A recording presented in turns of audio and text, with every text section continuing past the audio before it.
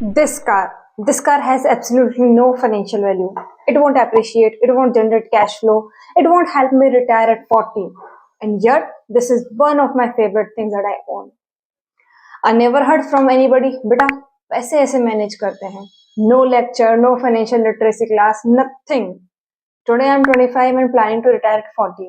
और जब लोग पूछते हैं how is this even possible, तो मेरा आंसर उन्हें बहुत कंफ्यूज कर देता है. I never learned it. I just inherited it from my family. Hi, this is Kritika and this is my corner of the internet, जहाँ मैं अपने थॉट्स, ड्रीम शेयर करती हूँ और ट्राई करती हूँ एक मीनिंगफुल लाइफ जीने की.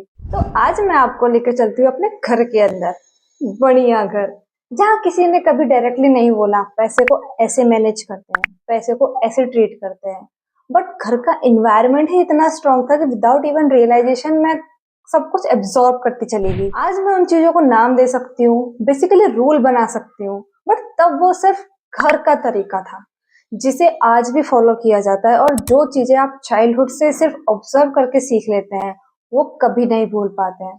So let's begin. So first thing जो मैंने नोटिस की, घर में जब भी पैसा आता था सबसे पहले एक हिस्सा अलग रख दिया जाता था सेविंग्स के लिए, इन्वेस्टिंग के लिए. उसके बाद जो पैसा बचता था उससे घर के सारे एक्सपेंसेस होते थे. सिंपल सा रूल, बट एक्चुअली कोई रूल नहीं था. इट्स जस्ट ऐसा ही होता है. No compromise with savings, never ever. मुझे लगता था ये ऑर्डर ही गलत है. बाकी सब लोग तो पहले स्पेंड करते हैं, जो बच जाए उसे सेव करते हैं. आई फील लाइक हमारी ही फैमिली से रिवर्स क्यों चलती है. बट ऑनेस्टली आज समझ आता है ये ऑर्डर ही सब कुछ है. जो पैसा पहले सेव होता है वो कभी स्पेंड नहीं होता. जो पैसा बाद में बचाने की कोशिश करते हैं वो कभी बचता ही नहीं है. So there was one more thing which is followed by my family is, जब तक किसी चीज की वैल्यू समझ नहीं आती, जब तक वो वर्थ इट नहीं लगती, वो कभी बाय नहीं की जाती. इतना हम सेल्समैन कन्विंस करने की कोशिश करें, अगर दिल को नहीं लग रहा कि वो वर्थ इट है तो it is always a big no.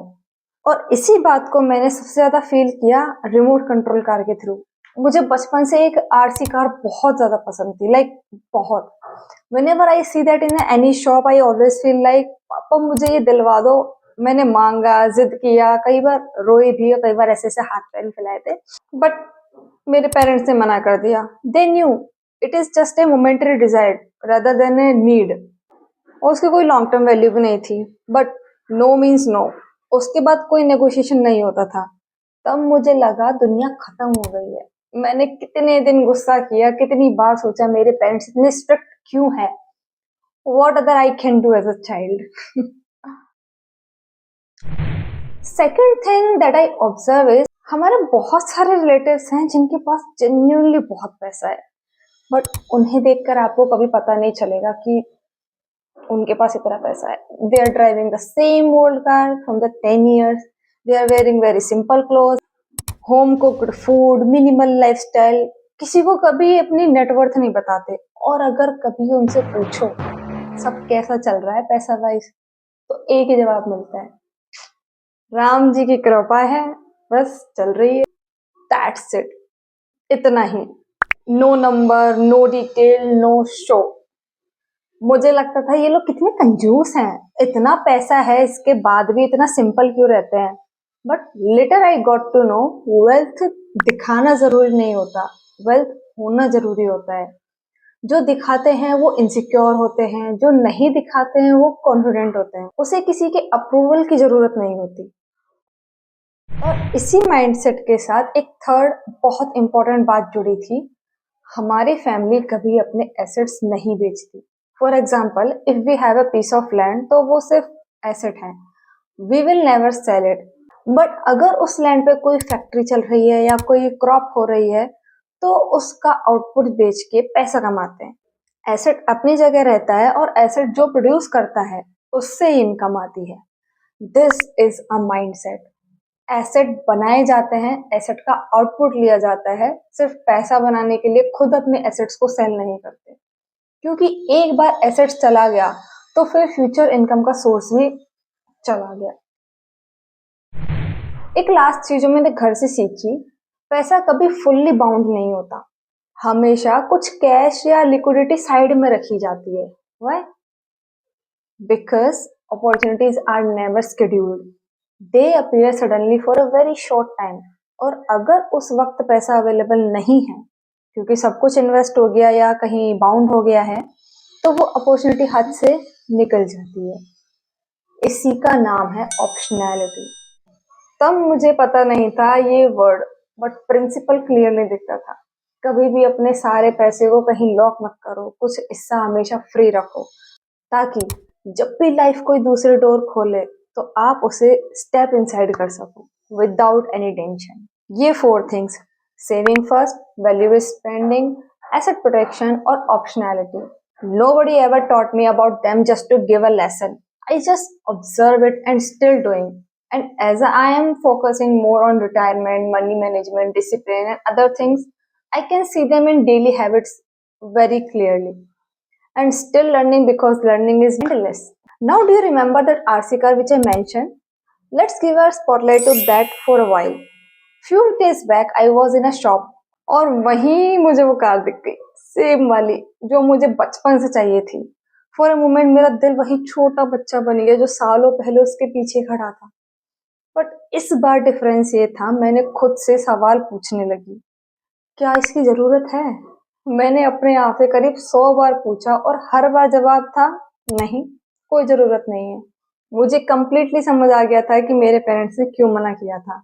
Now I totally understand that it was just a momentary desire, not a long term thing. But फिर मैंने सोचा, मेरे अंदर एक छोटा बच्चा है जिसने सालों पहले नो सुना था, रोई थी, जिद की थी, उसको भी क्लोजर मिलनी चाहिए।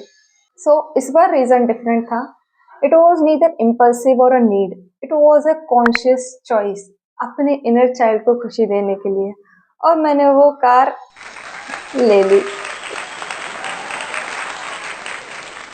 People who got to know that I am planning to attain fire at 40, उनका फर्स्ट रिएक्शन होता है, इतनी जल्दी कैसे? सैलरी से तो नहीं होता।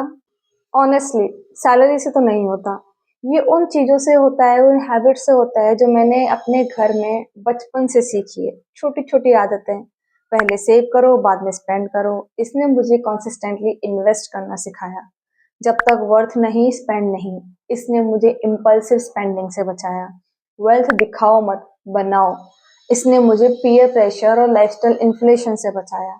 एसेट्स बनाए जाते हैं, बेचे नहीं जाते, इसने मुझे लॉन्ग टर्म सोचना सिखाया। शॉर्ट टर्म पैसा बनाने के लिए सब कुछ बेचना नहीं। ऑलवेज ऑप्शनैलिटी रखो, इसने मुझे सिखाया कि अपॉर्चुनिटीज के लिए रेडी रहना पैसे होने से ज्यादा इम्पोर्टेंट है। ये सब छोटी छोटी कभी फॉर्मली नहीं सिखाई गई हैबिट्स हैं, यही मेरा फाउंडेशन है। मेरे रिटायरमेंट का प्लान, मेरी फाइनेंशियल फ्रीडम का प्लान, मेरी पीस ऑफ माइंड का प्लान। मैं बहुत ग्रेटफुल हूँ अपनी फैमिली के लिए, क्योंकि उन्होंने कभी कह के नहीं सिखाया, उन्होंने बस खुद करके दिखाया और मैं देख देख कर सीख गई। You must agree that small habits makes big differences. You can not achieve all things in one shot except you are exceptionally lucky. So अगर आपकी फैमिली में कोई भी ऐसी वियर्ड हैबिट है पैसे के अराउंड जो आपको समझ नहीं आती थी बट आज आपका फाउंडेशन बन गई है, कमेंट में जरूर बताना। आई वॉन्ट टू नो आप क्या कैरी करके आए अपनी फैमिली से, क्योंकि यही सच है। कोई भी आपको एक दिन बैठ के फाइनेंशियल फ्रीडम नहीं सिखाता, वो छुपी होती है उन छोटी छोटी हैबिट्स में जो आपको बचपन से सिखाई जाती है बट उस टाइम बुरी लगती थी। जो आज स्ट्रिक्ट लगता है वो कल फ्रीडम बन जाता है। तो अगली बार जब आप अपने घर की किसी पुरानी अजीब हैबिट पर हंसे, एक सेकंड के लिए रुक जाइए, शायद वो हैबिट ही आपका सबसे बड़ा एसेट है। And if you relate with the content and find something meaningful in this whole conversation, we will talk more on these topics in coming days. Take care, keep investing and keep learning. Bye bye. I'll see you in the next one.